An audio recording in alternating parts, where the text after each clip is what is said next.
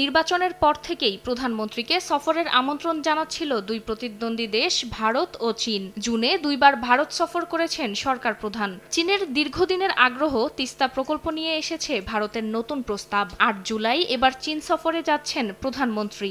এই সফর দুই দেশের সম্পর্কে গেম চেঞ্জার হতে পারে বলে আলোচনা চলছে কূটনৈতিক মহলে। বুধবার রাজধানীর হোটেল সোনারগাঁওয়ে future of Bangladesh China relations শীর্ষক গোলটেবিল বৈঠকের আয়োজন করে Bangladesh foundation for regional studies.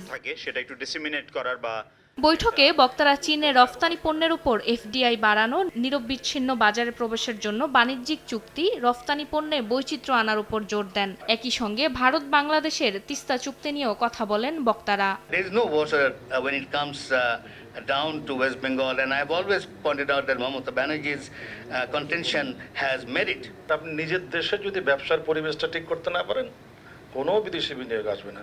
নগদের কাছে সব গ্রাহকই প্রিয়, তাই তো সারা দেশে ক্যাশ আউট চার্জ সবচেয়ে কম। মিয়ানমারের রোহিঙ্গা প্রত্যাবাসনে চীনের ভূমিকা সবচেয়ে বেশি, আর তাই প্রধানমন্ত্রীর চীন সফরে এ বিষয়ে বিশদ আলোচনা হবে বলে মন্তব্য করেন সাবেক পররাষ্ট্র প্রতিমন্ত্রী শাহরিয়ার আলম। মিয়ানমার সলিউশনে চাইনিজ ইনভলভমেন্ট বেশ কয়েকজন বলেছেন এবং আমরাও ইয়েস উই ডু এগ্রি। আমরা অবশ্যই মনে করি চায়নাকে আরো স্ট্রং রোল প্লে করা উচিত। রোহিঙ্গা সমস্যা সমাধান হলে রাখাইন অঞ্চল দিয়ে রেল যোগাযোগ থাইল্যান্ড পর্যন্ত নেওয়া সম্ভব বলেও মন্তব্য করেন বক্তারা। ফারজানা আক্তার, সময় সংবাদ, ঢাকা।